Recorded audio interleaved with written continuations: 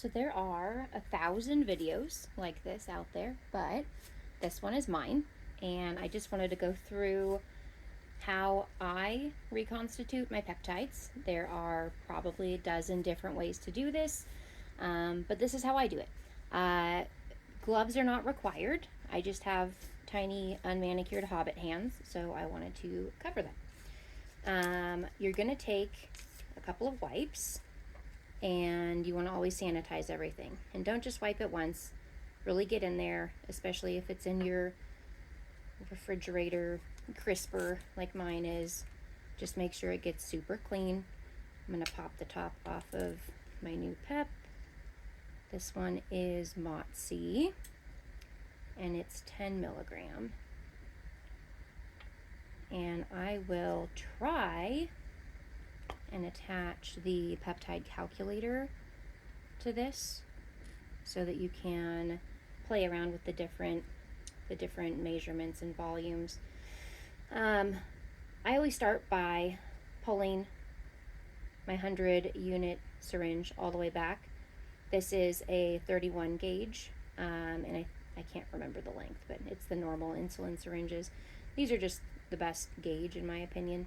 I'm going to first just pump air in. You want to aim for the center, pump some air in there so it's a little bit easier to draw out. It doesn't matter if this is upside down at this point when you're pumping the air in, but obviously you want to turn it right side up or upside down while you are drawing up the backwater. I'm going to draw it up to 100. And for this one, I think I'm going to do just 1 unit, or excuse me, 100 units, 1 ml. A lot of people are divided on whether more backwater or less is preferred. I like money, so I don't particularly want to be buying backwater all the time. And I also don't want to be injecting more solution than I have to. So I do want to make sure that that is right at 100. Get up to eye level. To be as accurate as possible. Obviously you're going to tap the bubbles, the air bubbles out to the best of your ability.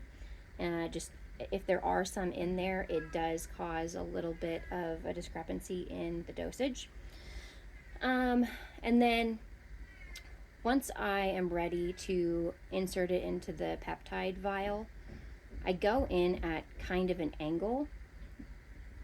There's a lot of debate over whether peptides are invincible or entirely fragile. Again, I like money, so it's worth my time to take a few minutes and take my time and just go slow with it. So I put it in at an angle. I try to stabilize it with my pinky a little bit, get it in there at an angle so that it's shooting down the side of the vial. And I try to aim for the kind of the little slits in the middle or in the side over here, so I can get it right on the end. Some people slow it down, they'll hold it back with their finger to try and slow down the peptide or the backwater from entering the peptide. I just kind of let it go. As long as it's aiming down the side of the vial and not spraying or splashing directly onto the peptide, I'm fine with that. So there, it does all the work for you. It's all the way in. I'm good with that. I can recap this guy. And that is just 1 ml because this is a 10 ml or 10 milligram vial of MOTC. And I plan on not medical advice. What I plan on researching with is 3 milligrams. And so I don't want to have too much. I don't want to have too little. That's just the right amount for me. It's an easy draw. I do previously on this peptide, I had done 1.5 milliliters of backwater, and I was drawing up 45 units. This one I just did 1 just to make it a little bit easier, but it's entirely up to you. You know, you can use the peptide calculator. You're going to enter your desired dose first.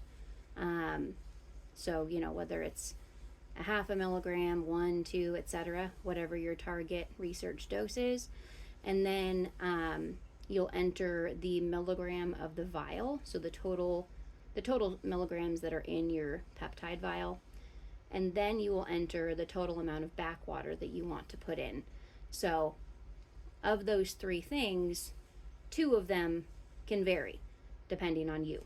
The only one that is going to stay constant depending on your vial is the total peptide milligram. That's whatever is on your bottle. That's whatever you purchased. So I'm just going to roll this around for a while. Sometimes it's instant. Sometimes it takes 10-15 minutes, but you can see it's starting to incorporate with the BAC water in there. And again, it's all preference. Some people think that you get better absorption with, you know, a little bit more BAC water. I don't know either way. I want to be pinning as little amount as possible of liquid and using you know, as little as possible BAC water each time. And don't come for me. I do have Hospira. I'm just using up this other BAC water that I had.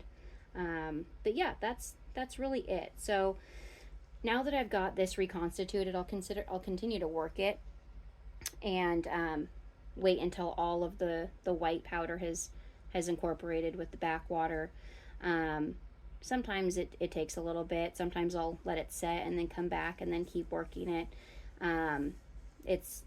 It just depends on the peptide, really. But now that you have reconstituted your peptide, you want to store it in the fridge. You no longer want to keep this in the freezer or out at room temp or in a dry, cool place. This needs to stay in the refrigerator, and I believe the average lifespan of reconstituted peps is around 28 days, 30 days. Some people push it to 45. I try to keep my my recon peps around 30. If I have like something that's going to be a 5-week vial, that's fine. I'll still, like, obviously look at it, you know, make sure nothing looks off about it. But I try to stick to the 30-day rule. And that's something that you want to consider when purchasing.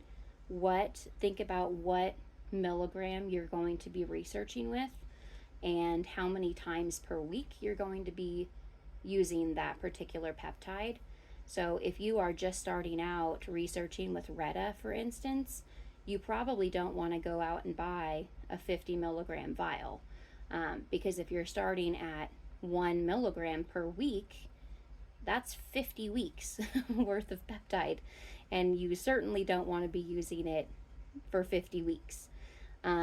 However, if you get up into the higher doses, then that might make sense. So that's a big part of it as well. But yeah, that's really it. You can play around with different measurements of different volumes of BAC water, see what works best for you. So now what I will do with this is, because this is one that I'm going to be taking 5 days a week, I will actually take and transfer it from this vial into my V2 cartridge. And that way I'll make a video about that too, but that way I'm not having to draw up in an insulin syringe every day. I don't have to mess around with, you know, pulling a bunch of bottles out, especially as your stack evolves. You know, you can be working with 5-6 vials a day in some cases. So I will transfer this to the little glass cartridge that goes inside of my V2 pen and toss this away. But yeah, I'll make a video on that one next, and pin the peptide calculator down below if I can figure out how to do that. If you have any questions, feel free to reach out myself or one of the community members. I am sure we'll be happy to answer them.